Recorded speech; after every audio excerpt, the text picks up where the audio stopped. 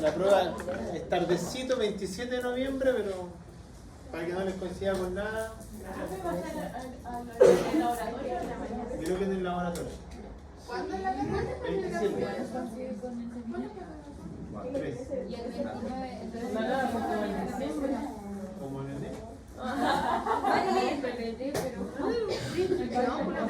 Ya, vamos. No, porque no alcanza. O sea, si hacemos la prueba la próxima semana.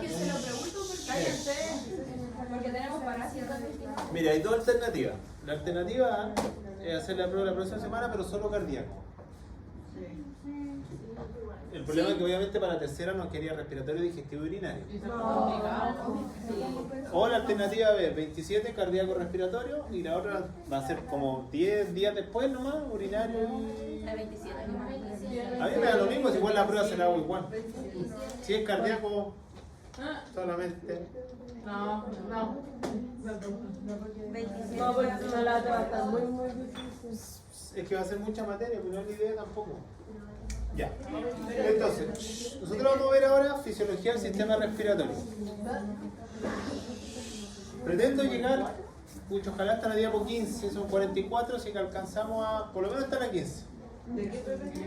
El 5. Entonces, nosotros lo que vamos a ver en la clase, vamos a ver conceptos generales de función respiratoria, que es lo que vamos a alcanzar a ver en este bloque. Intercambio de gases, vamos a ver cómo se intercambian los gases oxígeno y CO2. Vamos a ver cómo se transportan los gases, porque una cosa es que se intercambian, otra cosa es que se transportan. Vamos a ver cómo podemos controlar nuestra respiración, de forma involuntaria obviamente. Y vamos a ver qué funciones tiene el pulmón que no solo sea respiratoria. ¿Ya? Porque la mayoría de la gente, si yo pregunto lo siguiente, ¿cuál es la función del sistema respiratorio? Respirar, pero ¿cuál es la función más importante? Todos dicen intercambio de gases, pero nómbrame otras funciones más. Regulación de la respiración. No, pero eso le hace el sistema, pero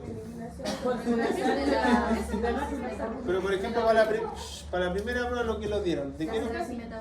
Ácido base, pH, porque o hiperventilamos había acidosis o alcalosis. ¿Qué más hace el respiratorio? El respiratorio también detoxifica. Yo detoxifico por el respiratorio, o sea, hay sustancias exógenas que yo inhalo y hay células que logran eliminar y detoxificar esa sustancia. ¿La regulación? Regulamos la temperatura, no nosotros, pero sí los animales a través del jadeo, termorregulación en los biotermos, especialmente en los carnívoros. ¿Qué otra función más tiene? El pulmón también sintetiza hormonas. Pero muy poca gente lo utiliza como característica de funcionalidad. Por lo tanto, si ustedes ven, el pulmón es más solo que entrar aire y sacar aire. Pero obviamente la función primordial, fundamental y la casi elemental es intercambio gaseoso. Para hacer esto, hay que entender que la principal función, como aparece ahí, es el intercambio gaseoso. La principal. Yo me refiero a intercambio gaseoso, intercambio de dos gases. La mayoría de la gente piensa que el oxígeno es lo único importante.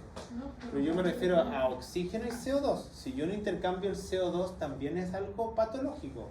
Porque el CO2 yo lo debo eliminar en un proceso.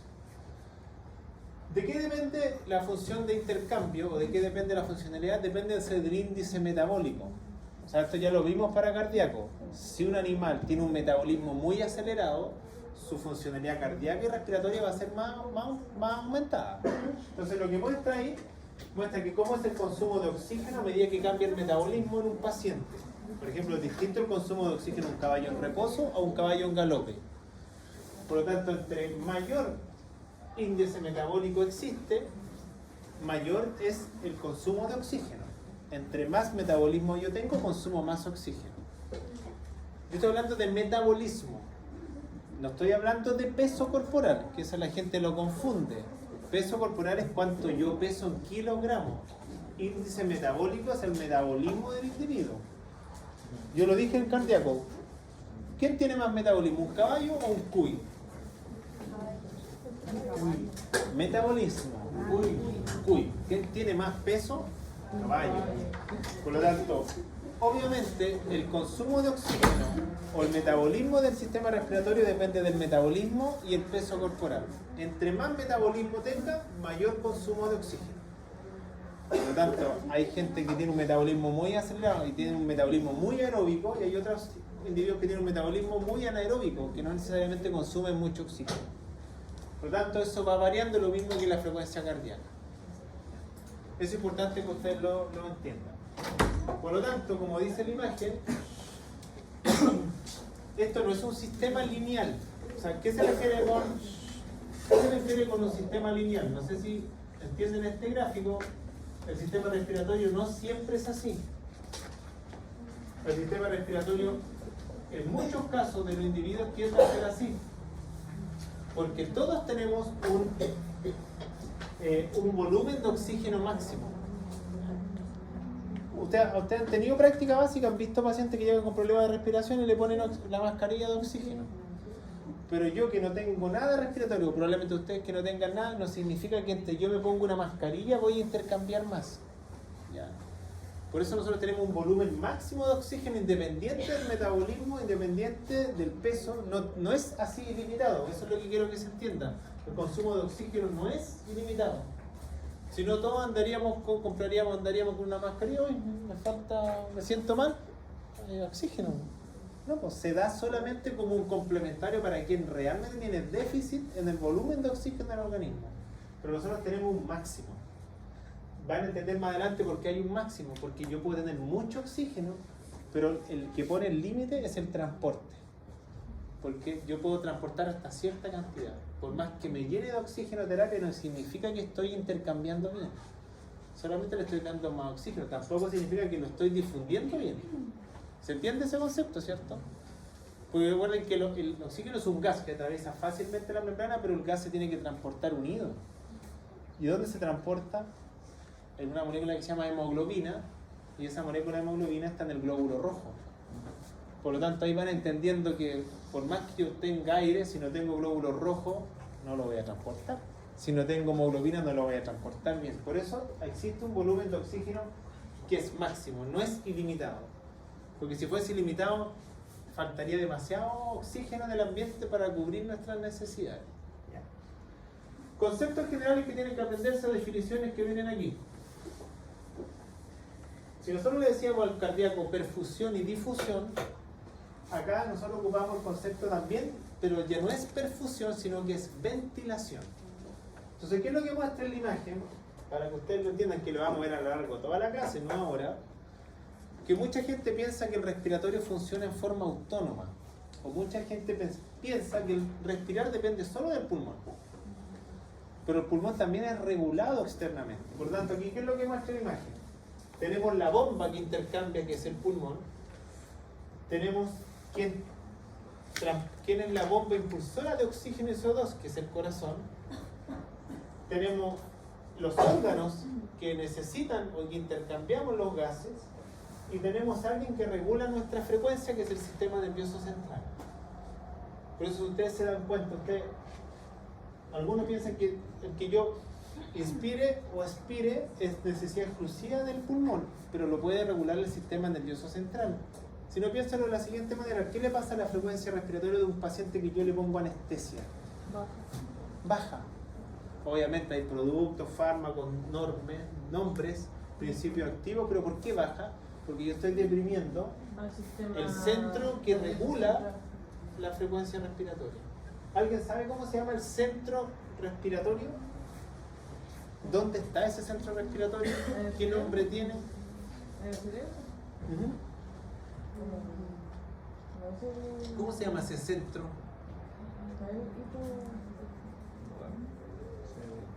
¿Cómo se llamará? Anatómicamente, le pasaron una estructura de anatomía que se llama bulbo raquídeo. ¿Sí? Dentro del bulbo raquídeo hay un centro que se llama centro respiratorio, o llamado centro neumotáxico. Por lo tanto, lo que quiero decir yo con esto, que nosotros podemos tener el pulmón impecable, pero si tenemos una patología cerebral, si tenemos una patología cardiovascular o tenemos una patología tisular, igual el intercambio de gases se puede afectar. No dependemos solo exclusivamente del pulmón, pero el intercambiador es el pulmón, pero lo regula externamente el sistema nervioso central. Por eso, ¿por qué una persona que está en coma necesita ventilador artificial? Porque uno diría, chuta, pero ¿por qué lo necesita? Porque como está deprimido, su centro regulador que le dice, tú tienes que respirar ahora, necesita obviamente eso. ¿Por qué las personas morían de COVID? Porque se descubrió que el virus lo que hacía infectaba y dañaba el centro respiratorio. Por lo tanto, la persona, por más que le diera corticoides, por más que yo lo intubara, por eso se intubaba, tenía que ayudarlo exógenamente porque el virus alteraba las neuronas que controlaban nuestra respiración.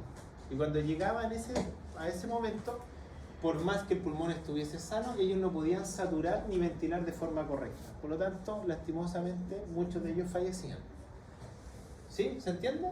Por eso se entendió que el virus, más que respiratorio inferior, era como un virus hasta incluso nervioso. Incluso ahora se cree que el virus del COVID es un virus cardíaco.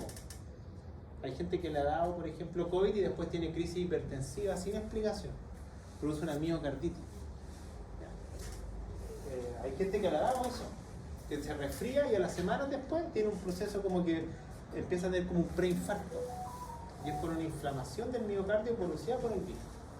Por lo tanto, lo que quiero que entiendan que primero la clase vamos a ver todo lo que hace el sistema pulmón, después vamos a ver cómo el corazón ayuda al pulmón y finalmente vamos a ver cómo el nervioso regula el respiratorio. Por eso se llama regulación de la respiración. Entonces vamos a hablar de respiratorio de ventilación, difusión y distribución. Son tres palabras que no significan lo mismo que cardíaco. Entonces vamos a las palabras básicas, pero antes de las palabras básicas, ¿cómo se divide el respiratorio? Ustedes tuvieron anatomía X y anatomía comparada, no sé cómo se llamarán los ramos. No hay mucha diferencia entre pulmón de una especie y otra. Lo que sí le pasaban a los profes los lóbulos que tenían los lados del la derecho izquierdo. Si había un accesorio o no había un accesorio. Le pasaban cómo eran los septos, si había diferencias, si se marcaban los septos o no. Si le pasaban gallinas, le tendrían que haber pasado, por ejemplo, que las gallinas tienen, por ejemplo, el órgano de la fonación, de la voz de las gallinas está en la tráquea, que se llama siringe. Le tienen que haber pasado alguna parte de esto. Pero fisiológicamente, el respiratorio se divide en tres sistemas. Fisiológicamente. ¿Por qué yo tengo que pasar esto? Porque yo no sé si ustedes han hecho práctica básica o alguno de nosotros hemos estado enfermos. Nosotros dicen, hoy tienes patología de la vía aérea superior. Algunos dicen, no, tienes patología de la vía aérea inferior. Y anatómicamente esa es la forma más fácil de separarlo. De tráquea hacia arriba es vía aérea superior y de tráquea hacia abajo es vía aérea inferior. Fácil de separarlo de acuerdo a que el límite la pone la cabeza. Superior, de tráquea hacia arriba, repito, y ahí tendríamos fosas nasales, senos paranasales principalmente, y después tenemos tráquea, bronquio, bronquiolo, alveolo. Que son las partes anatómicas que ustedes les pasaron en anatomía y después la vieron en corte histológico transversal en histología. Pero anatómicamente esa clasificación es muy vaga porque lo único que dice es si está hacia arriba de aquí o está hacia abajo para acá. Pero esa clasificación no toma en cuenta qué función cumple cada sector dentro del sistema. Por lo tanto, se ocupa este sistema de clasificación. Se llama sistema de conducción, sistema de transición y sistema de intercambio. ¿Por qué se le llama así? Y es re fácil. Porque desde la nariz hasta la tráquea, hasta los bronquios, lo único que hace ese sistema es conducir el aire. Eso se llama conducción. Es una vía de paso para el aire. ¿Ya? Usted, profe de anatomía, sí le pasaba, por ejemplo, los meatos, las conchas nasales, la endoturbinaria, las diferencias, y le nombraba ciertas cositas por ahí. Y también le tiene que haber nombrado por ahí la bolsa gutural, que en el caso del caballo es una sección que solamente el caballo tiene. Pero desde la nariz hasta los bronquios, lo único que hacen esos sectores es conducir el aire. Conducir. Es decir, llevar este oxígeno y sacar este CO2. Acá lo muestra en el dibujito, llega hasta bronquio, o sea, hay bronquio primario, bronquio secundario. Y después tenemos el sistema de transición. ¿Qué es una transición? Es un sistema que está al medio de... ¿Cuál es la función del bronquiolo, creen ustedes? Porque algunos dirán, pero profe, yo creo que el bronquiolo pasa el aire también, podría estar arriba. ¿Por qué estará en modo de transición? ¿Qué No sé función? cómo la transferencia de oxígeno. Porque hace el intercambio. Es que el intercambio lo hace el alveolo. Pero antes de eso. No, creo que eso Es no que porque lo bronquiolo hacían eso. el bronquiolo también es una vía de paso, pero ¿por qué se pone como un sistema aparte? Porque el ayuda bronquiolo- a limpiar más el pulmón. no es que igual hay una función que raro que alguien la haya pasado antes, pero bronquiolo tiene unas células en su interior que no creo, yo creo que la tendrían que haber pasado en histología haber nombrado. Se llaman células claras. Y el bronquiolo lo que hace con esas células es detoxificar los gases que ingresamos. O sea, si yo respiro en un ambiente muy turbio, muy contaminado, donde inhalo una partícula, el que hace que eso yo lo pueda eliminar y detoxificar es el bronquiolo. Pero también hay una vía de paso del aire, pero como tiene una función adicional, se clasificó como sistema de transición. Y el sistema de intercambio es donde se cambian los gases, que es solamente en el alveolo. Por lo tanto, yo nombraba en clases anteriores para la primera prueba, cuando nosotros decíamos acidosis o alcalosis respiratoria, decíamos el pulmón está sano, pero tengo un cuerpo extraño en la tráquea o tengo un dolor en la caja torácica y eso hace que mi frecuencia igual cambie y por ende cambia mi pH. Por lo tanto, hay tres sistemas de acuerdo a la funcionalidad. Repito, el que conduce el aire desde la nariz hasta los bronquios, el que detoxifica gases, que es el de transición, y el que intercambia es el alveolo. ¿Se entiende hasta ahí? Obviamente en la clínica, cuando ustedes pasen al cuarto año, el veterinario de clínica le va a decir patología de vía aérea superior, patología de vía aérea inferior, porque lo único que le importa es si el animal está de aquí para arriba con signos clínicos o está de aquí para abajo con signos clínicos. No le interesa si es de conducción, transición, intercambio. Pero esta es la clasificación que se llama morfofisiológica del sistema respiratorio. Y aquí empiezan las definiciones que van a ser parte de la prueba. Todas estas definiciones hay que aprenderse.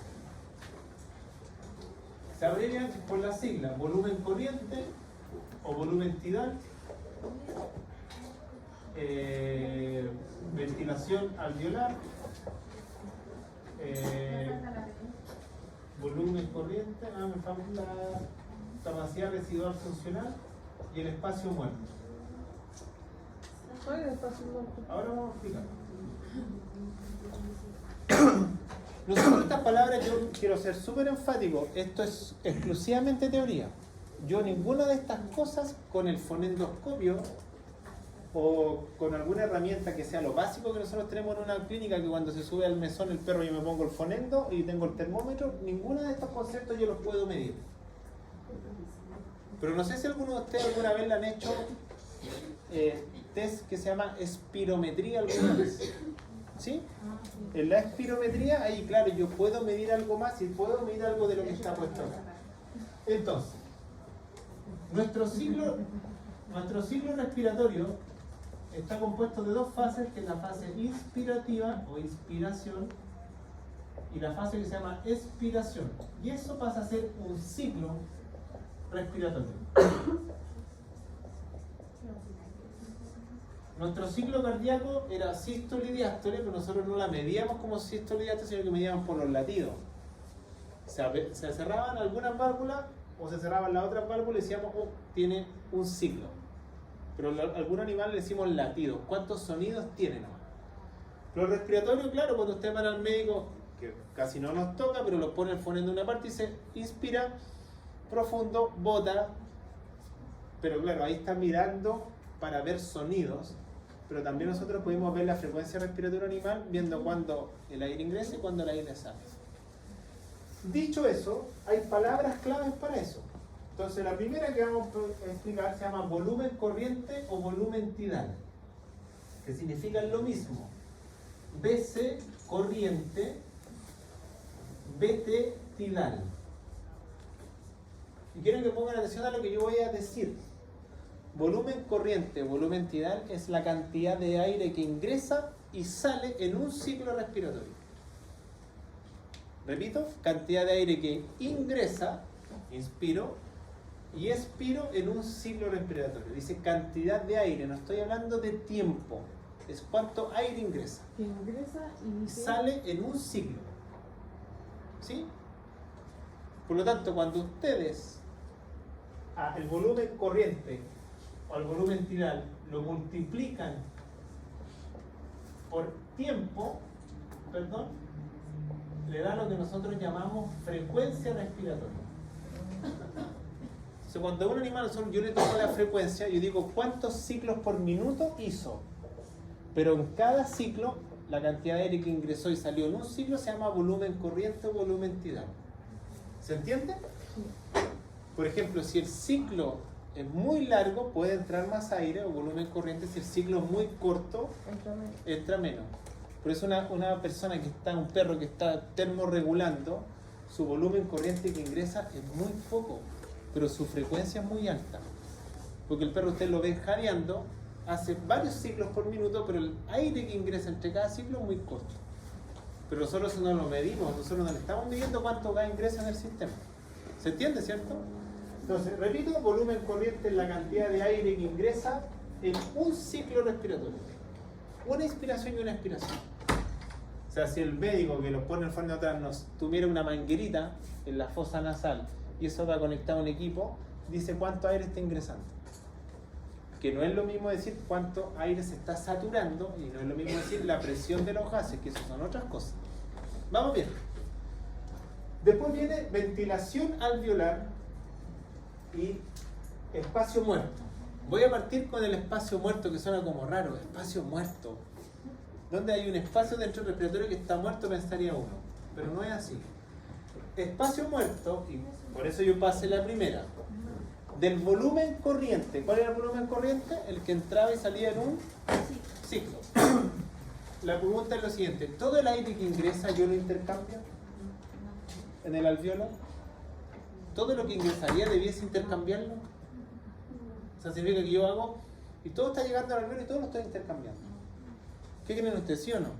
No. Entonces, ¿cuál es el espacio muerto?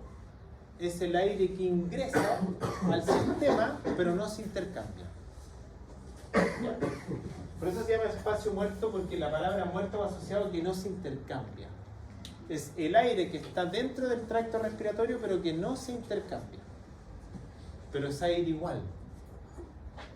Y los libros separan el espacio muerto en dos. Puede existir el espacio muerto anatómico y el espacio muerto alveolar. Están anotados ahí los dos en la pizarra.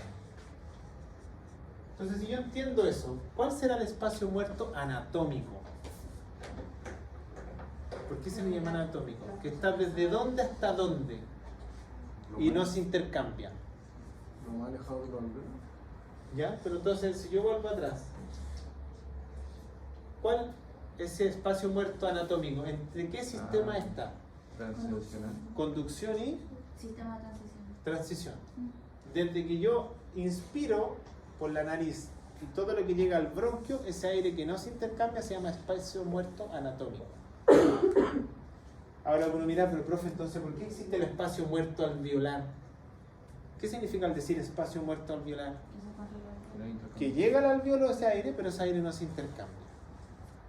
Por lo tanto, lo que yo quiero comentar y que quede claro es que no todo el aire que inspiramos lo intercambiamos. Hay mucho aire que queda dentro del tubo respiratorio, del sistema respiratorio. ¿Se entiende? Entonces, espacio muerto anatómico es el aire que queda entre la cavidad nasal y los bronquiolos y no se intercambia. Y espacio muerto alveolar es el aire que queda en el alveolo pero que no se intercambia. Pero esto es aire no intercambiable. ¿Se entiende? ¿Cómo se llamará el aire que se intercambia entonces ahora? Ventilación alveolar es el aire que ingresa en un ciclo respiratorio y el que se intercambia. Intercambiar me refiero es esto. Bueno, ustedes ya lo tendrían que saber, pero intercambiar es esto. Acá está el alveolo y acá está el capilar. Y cuando yo me refiero a intercambio, que se intercambia entre el alveolo y el capilar los dos gases. Lo que se intercambia se llama ventilación alveolar. ¿Tengo forma de medirlo en veterinaria? No. Es un concepto totalmente teórico. Entonces repito, porque ya hemos visto todo, nos faltaría capacidad residual funcional y después hago un resumen de todo para que quede claro. Porque algunos se confunden, pero estoy tratando de explicarlo lo más sencillo posible. ¿Cuál será capacidad residual funcional? Vamos a practicar eso y ahí lo repetimos. ¿Cuál será capacidad residual funcional? Dice residual. El aire que queda ¿El aire que queda después de qué? de la inspiración y Exactamente. Capacidad residual fundamental es el aire que queda después de cada ciclo respiratorio dentro del sistema respiratorio. ¿Cómo se llama el volumen de sangre que quedaba en el corazón después de cada ciclo? No sé. Se llamaba telediastólico. Entonces el pulmón no tiene sangre, tiene aire. Entonces yo cada vez que inspiro dejo aire dentro de mi sistema después de cada ciclo, sí. Eso se llama capacidad residual funcional. Entonces ahora repito para que queden claros y pongan atención porque no es difícil de entender. Cuando yo hago esto, inspirar y botar, todo el aire que yo ingresé en este ejercicio se llama volumen corriente o volumen tirado. De ese aire que yo ingresé, hay algo que va a quedar entre la nariz y los bronquios y yo nunca los voy a intercambiar y eso se llama espacio muerto anatómico. Y el aire que llegó al alveolo, hay aire que yo del alveolo intercambio y hay aire del alveolo que yo no intercambio. ¿Cómo se llama el que llega al alveolo y no se intercambia? Espacio muerto alveolar. ¿Cómo se llama el que llega al alveolo y que realmente se intercambia? Ventilación alveolar. Y cada vez que yo hago esto, inspiro y boto, quedó aire dentro del sistema después de cada ciclo y eso se llama capacidad residual funcional. ¿Se entendió? Entonces, ustedes, vuelvo a repetir, esto es exclusivamente teórico porque yo no le puedo decir al no le puedo decir eso a un propietario, sabe cuál es el volumen corriente de sus perros porque yo no tengo formas en veterinario de medirlo. Nosotros respiratoriamente tenemos con suerte el fonento. Y con eso tratamos de interpretar si el pulmón está bien o no. Porque el médico cuando usted va a un examen general hace lo mismo. Pero ¿cuál es la diferencia del médico con nosotros? Que yo al perro no le puedo decir respira profundo y bota forzado. No le puedo decir, o le puedo decir a la persona, al perro, cálmate porque tus ruidos del corazón no me dejan escuchar tu pulmón.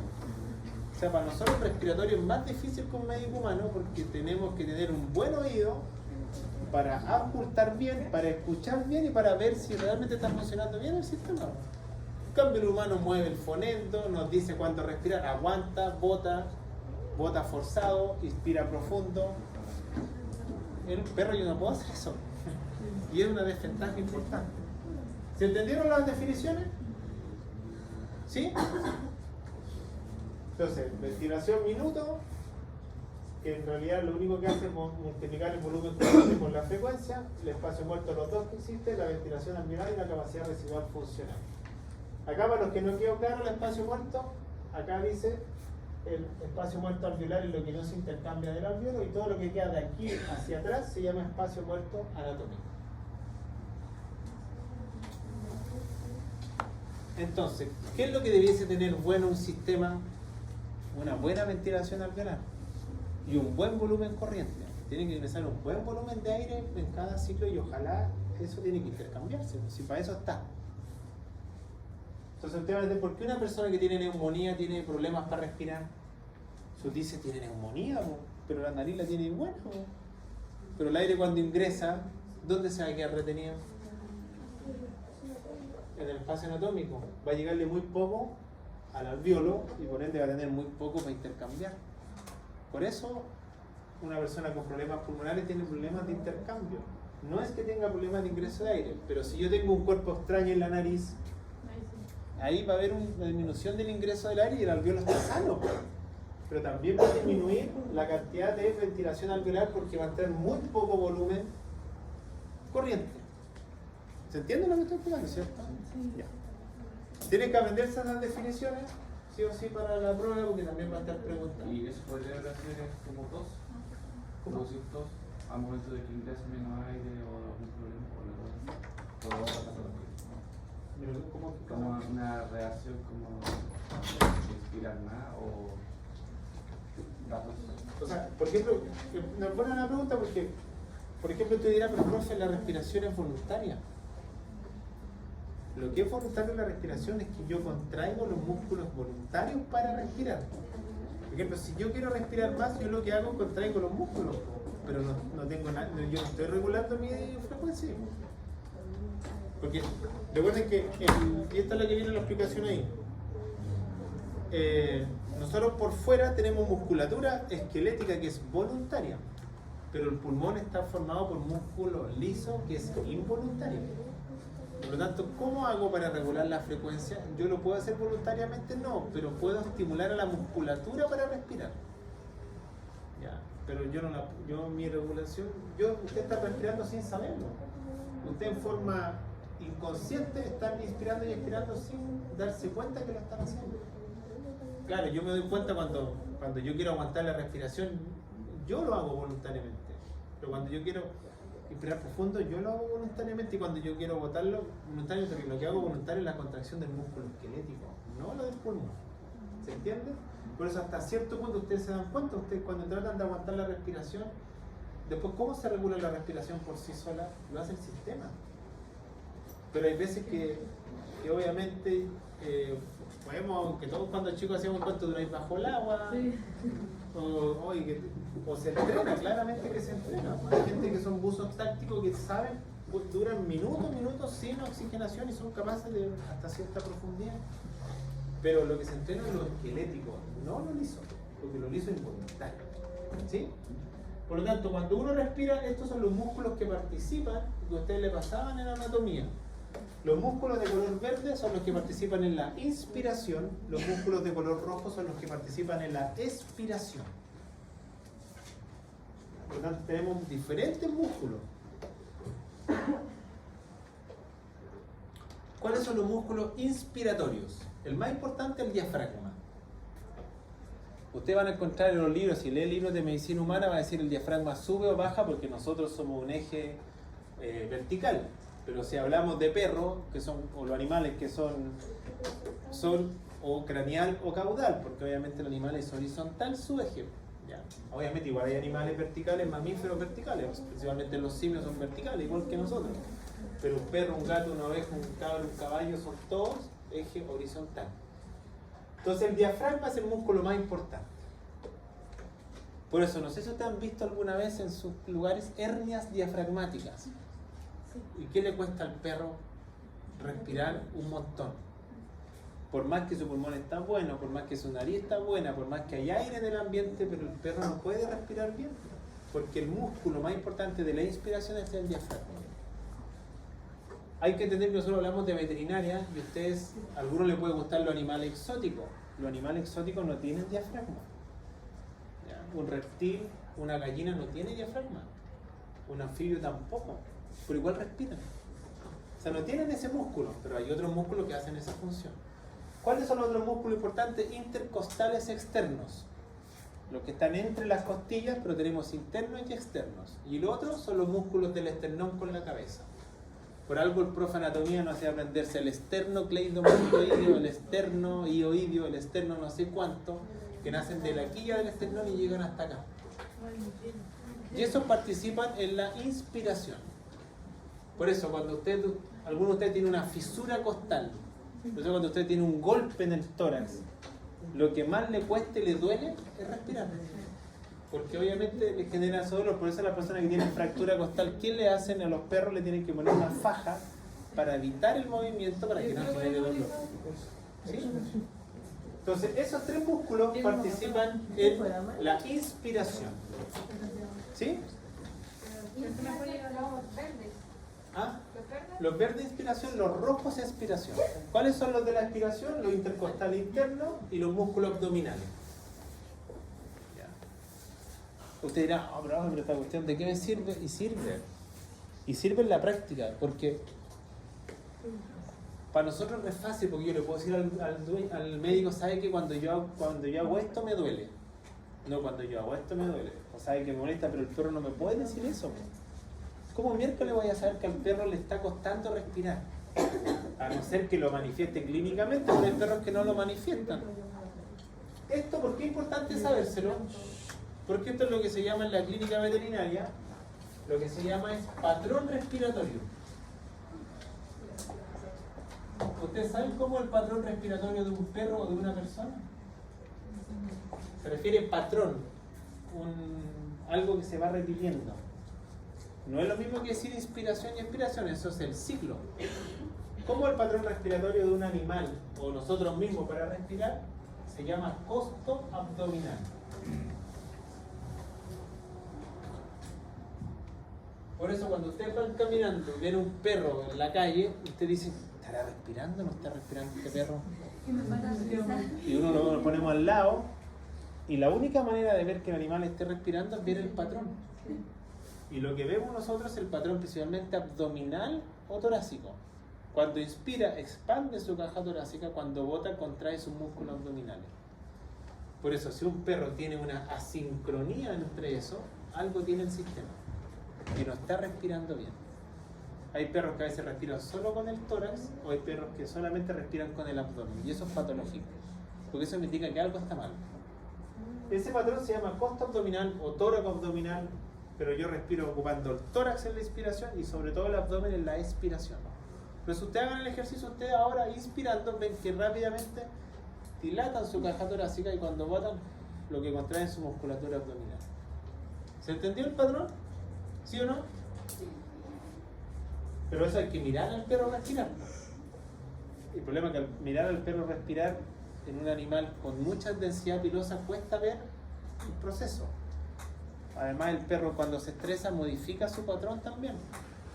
Un perro jadeando, yo ¿cómo le voy a evaluar a un perro que viene, que lo traen a la consulta y viene caminando, viene con 30 grados de la temperatura y viene todo jadeando, muerto? ¿Cómo voy a regular si está respirando bien o está respirando mal? Tengo que hacerlo tranquilo. Pero el perro no le puedo decir, oye, cálmate porque te voy a poner el fonento y me tengo que ir, cuesta un montón. ¿Se entendió? Entonces estos son los músculos que más participan. Por lo tanto, cualquier patología que afecte a alguno de estos músculos va a afectar alguna parte del patrón. Ya. Seguimos.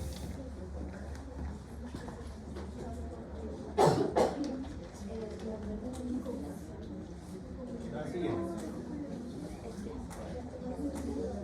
Cuatro conceptos más. ¿Se entendieron? ¿Se entendió volumen corriente tidal? ¿Se entendió espacio muerto? ¿Capacidad residual funcional? ¿Ventilación alveolar? Y los músculos que participan. Y el patrón también. ¿Ya? Por lo tanto, usted, de aquí en adelante, para ver que un animal está sano, no es solamente el fonendo.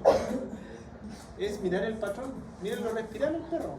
Encima de la mesa, verlo respirar. Si el perro respira bien, va a ocupar tórax abdominal. Siempre va a ser ese patrón. Si no, algo está mal. ¿Ya? Y ahí, pues, la radiografía, hay ecografía, hay, por ejemplo, endoscopía, se entra por la nariz para mirar si hay una patología. Pero primero tengo que ver eso. Y el principal signo de que un animal tiene problemas para respirar, que esto no tiene que ver con fisio, pero el signo clínico es este, que se llama disnea. La palabra dis en biología tiene tres posibilidades de explicación. El prefijo dis puede significar dificultad, puede significar desorganización o puede significar dolor, dependiendo la palabra que yo esté ocupando. Por lo tanto, un ejemplo de dificultad es disnea. Disnea, dificultad para respirar. En veterinaria se describe que un animal tiene disnea cuando respira con la boca abierta. Por eso ustedes cuando están resfriados tienen tan tapadas las narices que lo que tratan es respirar todo por la boca. Y lo que están teniendo no es que se vaya a morir, a no ser que eso sea crónico, pero eso es una forma de compensar.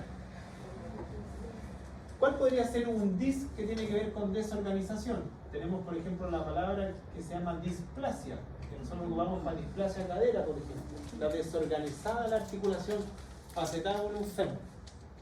¿Y cuál sería un ejemplo de dolor cuando hay dis? Es lo que le provoca a las mujeres o a las hembras cuando tienen dolor al orinar, cuando tienen cistitis, que se llama disuria. Pero ahí el dis no es dificultad, sino que ahí el dis es dolor. Por lo tanto, el prefijo dis en biología puede ser para cualquiera de estas tres acepciones. Entonces, un perro, cuando yo lo veo con dificultad para respirar, llega con la boca abierta, pero no está termorregulando, y eso ya es algo le está pasando al sistema. Y el otro signo, pero eso ya es severísimo, indica que hay algo a nivel respiratorio. Cuando las mucosas están de color azul. Y eso se llama cianosis. pero no tengo que ser mago para ver esos signos. ¿Ya? Pero hay veces hay perros que no tienen cianosis, hay perros que no tienen disnea, pero tienen problemas del patrón. Igual están respirando mal. Y eso es patológico, eso no es normal. Eso lo tenemos que saber. 4 conceptos más que aparecen ahí. Y para esto, yo no sé si ustedes se recuerdan o han visto, algunos que han hecho práctica básica, han visto las máquinas de anestesia inhalatoria. ¿Qué es lo que tienen las máquinas de anestesia inhalatoria cuando el animal no está respirando? Cuando el animal está en la cirugía y dice, oh, está con apnea, no está respirando. ¿Cómo yo puedo estimular la respiración? ¿Qué es lo que tiene la máquina puesta? Que se va... Ahí muestra cuando el animal respira. Eso se llama... ¿Cómo se llama? Pero tiene un nombre. Eso se llama un ambú. ¿Ya? Entonces, ¿qué es lo que quiero mostrar con ese ejemplo? Que esta capacidad tiene el sistema respiratorio. Y hay 2 palabras que yo tengo que saber muy bien en el sistema respiratorio. El sistema respiratorio tiene flujo, pero en este caso flujo de aire, en este caso vamos a poner flujo de oxígeno. El respiratorio también tiene elasticidad.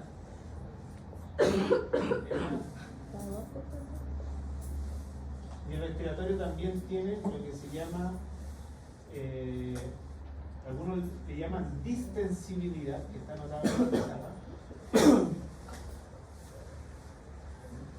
que son palabras que tiene el sistema respiratorio. Lo explico para que quede claro. ¿Cuál es la consistencia de un pulmón? Si usted lo tiene en anatomía. ¿Es firme, es duro o elástico? Elástico. Ustedes lo tocan, lo presionan y vuelve a su posición normal. Porque recuerden que cuando nosotros respiramos, el pulmón colapsa o se distiende. Por lo tanto, tiene esas 2 características. Es distensible, es decir, tiene la capacidad de distenderse, pero tiene hasta un cierto grado de elasticidad, como también tiene la forma de colapsarse. Y recuerden que el pulmón, ¿dónde está? Está en una bóveda cerrada que se llama tórax. ¿Ya?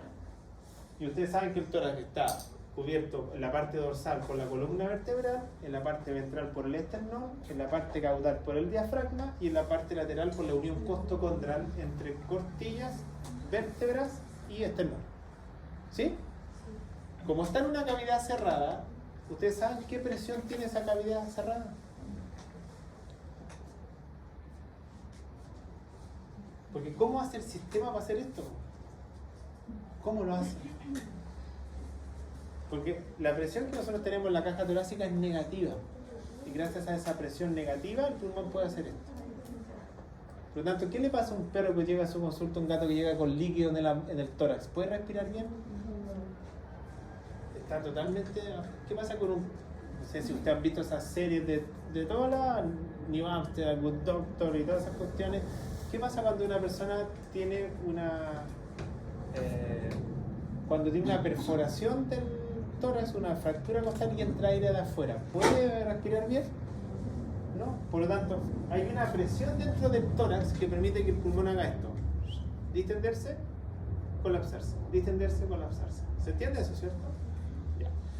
Esto yo lo hago el ejemplo cuando hubo COVID, que hacía mucha gente, que alguna gente no es que ganó plata, pero mucha gente creó respiradores artificiales manuales. Porque como ustedes sabían, en COVID lo primero que hubo el límite fue que no habían camas para todos, no habían ventiladores para todos, entonces empezaron a crear los kinesiólogos ventiladores así común y corriente. Esto es como yo poner una bombita de agua en la cañería, pero en vez de la cañería echar agua, echar aire. Yo echo aire, ¿qué va a hacer? Se va a llenar, saco el aire, se va a sacar. Usted es como inflar un globo, usted infla un globo, le ponen el nudo, mantienen el aire ahí, distensión, pero sacan el nudo y obviamente el aire tiene que salir. Esa capacidad que tiene el pulmón entre distenderse y colapsarse se llama histéresis. Entonces la histéresis es la capacidad de que el pulmón con diferente cantidad de aire puede distenderse y colapsarse. ¿Se entiende eso, cierto? Pero esto es una pared, yo tengo un máximo. Y esa capacidad máxima se llama capacidad pulmonar total. Repito, la capacidad que tiene el pulmón para distenderse y colapsarse bajo un cierto volumen de aire se llama histéresis. Ya. Pero también falta otro concepto importante aquí, ¿no? Que se llama presión. ¿Qué pasa cuando usted le echan a un... ¿Por qué un globo, cuando lo inflan tanto, estalla? Porque sobrepasa la presión que vamos. Porque hay una presión muy alta de aire del interior y además sobrepasa su poder de distensibilidad. Por lo tanto, para que un pulmón funcione bien, tiene que tener una buena capacidad de distensión, una buena capacidad de colapso y tiene que tener una cierta presión. ¿Se entiende? Porque algunos piensan, oye, entre más porque ¿has visto oxigenoterapia? Uno le puede regular la cantidad de aire que va ingresando, no le puede poner el máximo. Porque si no supera, entra mucho aire, mucha presión, ¿y qué pasa cuando la presión? Puede haber ruptura de algo. ¿Sí o no? Bien. Entonces, ¿qué es lo que muestra la diapositiva? Para que vean acá, dice inspiración, expiración. Y acá, pucha, tendría que subir la diapositiva, pero acá, si yo lo separo, ahí están las dos fases del ciclo. Entonces, quiero que luego ustedes pongan atención. ¿Qué dice el gráfico 1? Flujo de aire. ¿Qué dice el gráfico 2? Volumen corriente. ¿Qué era el volumen corriente? El aire que ingresa y sale en un ciclo. Y aquí dice presión de la pleura. Entonces miren cuando inspira el perro. Cuando inspira el perro, algunos dirán, pero profe, flujo de aire, aquí está el flujo de aire, acá está el volumen corriente y aquí está la presión. ¿Qué es lo que muestra la imagen? Que cuando nosotros inspiramos, nuestra presión de la caja torácica es más negativa, que alcanzamos el máximo volumen de aire cuando terminamos la inspiración, ahí entró la máxima cantidad de aire, y cuando el flujo de aire ingresa, obviamente ingresa en un ambiente que tiene una presión negativa. Y después, para yo botar el aire, para hacer la otra fase que es con el abdomen, la presión se vuelve positiva, pierdo el volumen corriente porque estoy botando todo el aire y lo boto durante la fase que se llama expiración. ¿Cómo se llama el aire que va a quedar después de todo este ciclo? ¿Cómo se llama el aire que queda después de cada ciclo del sistema? Capacidad residual funcional. ¿Sí? Por lo tanto, flujo, volumen y presión pueden modificar el sistema respiratorio. Porque ustedes dirán, ¿por qué se apuna la gente que va a Bolivia, a Perú, si su pulmón está bien? ¿Por qué se apuna? Por la presión de oxígeno que hay en el ambiente. Esa presión también tiene que ver, obviamente, con la funcionalidad del sistema. Por lo tanto, el respiratorio, si tiene flujo, volumen y presión completo en su máxima capacidad, significa capacidad pulmonar total. Por eso lo que muestra el gráfico de allá, ¿es lo mismo inflar el pulmón con agua que con aire? Miren, inflar el pulmón con salino, con suero salino, inflarlo con aire. Es totalmente distinto. ¿Por qué? Porque si yo lo lleno algo con líquido, ¿tiene poder de distensión? ¿Tiene poder de colapso? ¿Con agua? ¿Qué va a pasar? El agua ocupa un espacio, ¿no? Pero cuando yo tengo el pulmón funcionando, el pulmón puede hacer esto. Y eso es la capacidad que tiene el pulmón de hacerlo, que se llama histéresis. ¿Se entendió? Cuarto concepto que ustedes no sé si lo han escuchado, se llama surfactante pulmonar, que está puesto ahí. ¿Lo han escuchado alguna vez? Y aquí viene una pregunta. ¿Los animales, cuando nosotros estamos en el útero de nuestra madre, respiramos por sí solos? ¿Cuándo respiramos por primera vez? Cuando se sale. Entonces, uno siempre decía esa pregunta: ¿por qué un feto del útero no está respirando? ¿Qué le permite que no respire? Porque el pulmón ya está hecho. Porque el pulmón embriológicamente ya se formó. Porque está el pulmón desarrollado antes de nacer. Y nosotros, todos los mamíferos tenemos una sustancia que se llama surfactante pulmonar. Ahí lo muestra uno el biólogo como ejercicio, muestra la célula que sintetiza esto. La célula que sintetiza este surfactante se llama neumocito tipo 2. Este neumocito, que suena bonita la célula del pulmón, que hay dos tipos, el tipo 1 y el tipo 2. El tipo 2 sintetiza esta sustancia que se llama surfactante. esta sustancia es una sustancia lipídica. Es un tejido, es una sustancia que está hecha con una macromolécula lipídica. Yo lo trato de explicar lo más sencillo posible para que se entienda. Si mi mano izquierda y mi mano derecha la ejemplifico como un alveolo, el alveolo, si está distendido, puede entrar aire. ¿Se entiende? Si esto está así, entra aire.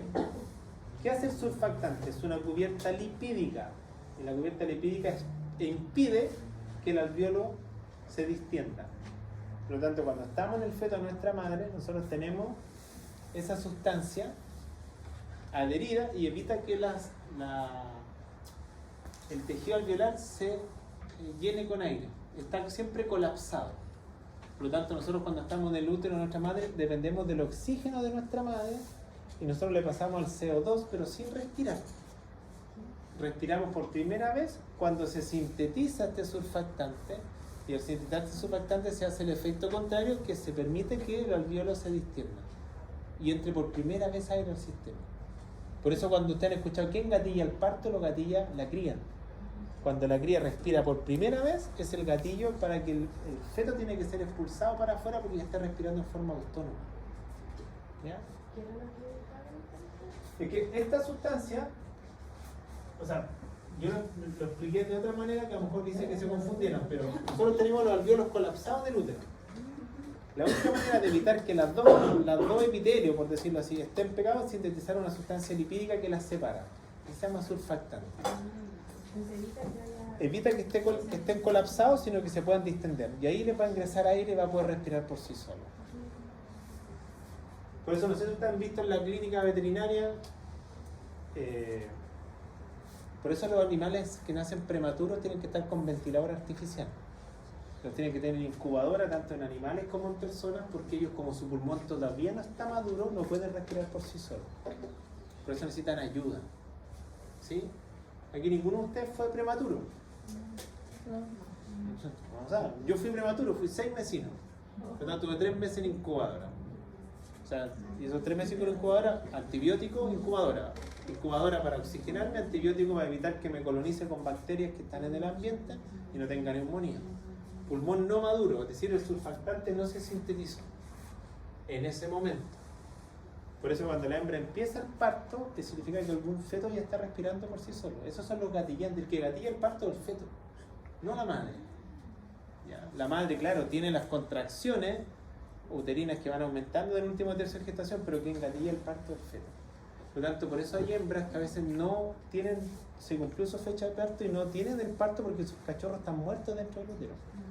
Entonces la única forma de que tengo que hacerle cesárea y sacarle porque está muerto. Por eso se ve viabilidad primero.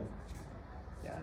Por eso, por ejemplo, en el caso, en mi caso, que como soy papá, obviamente a mi señora le tenía que ponerle, antes de hacer el parto natural o la cesárea, le van tomando los latidos y van viendo la habilidad con ecógrafo de la guagua. En cambio, a veces en veterinaria, ¿qué pasa? La hembra empieza a parir sola y nos llama la atención que no sale ninguna cría más o que está haciendo todo el esfuerzo y la cría no sale. Y eso le decimos distosia, parto distósico, o le decimos retención, o le decimos literalmente que hay, como decía, atonía del útero, porque a veces el útero se agota de contraerse y después ya no hay contracción uterina y el feto no va a salir. Tengo que abrir al animal. ¿Se entendió el surfactante? ¿Puedo hacer yo madurar el surfactante antes? ¿Puedo hacer que se sintetice antes para que se gatille el parto antes? Porque a lo mejor el parto es complicado. Sí se puede hacer, y para hacerlo se ocupa corticoides. Los corticoides hacen que se sintetice el surfactante. Por lo tanto, si yo quiero hacer que madure el pulmón más rápido de un individuo, le doy corticoides. ¿Ya? Eso se hace. Pero corticoide es una droga exógena que tiene otras complicaciones, pero se ocupa para que madure el pulmón más rápidamente. En veterinaria no existen, ni en Conce ni en Chile, pediatras ni neonatólogos de perro o gato. Lo que se dedica solamente a recibir el animal y preocuparse del cachorro. Pero estoy hablando horas, días de vida, no existen especialistas en Chile. No hay ninguna persona que esté formada para eso. Porque todas las clínicas que hacen con el pobre perro lo reciben, agarran una toallita, le dan temperatura, le sacan el líquido amniótico que puede haber aspirado, le limpian la fosa nasal, a lo más le tiran la lengüita y vean si respira o no respira. y le hacen masaje, pero no le hacen nada más. No le miden cómo está su presión de gases, no le miden la glucosa, no le miden otras cosas, y eso lo puede hacer un veterinario, sí, pues. Por algo existen neonatólogos en medicina humana, pero en veterinaria no. ¿Ya? Entonces, en veterinaria todos hacemos lo mismo. Y el hemograma, los perfiles y todas las cosas de un recién nacido es distinto a cualquier individuo, pero no lo estudiamos.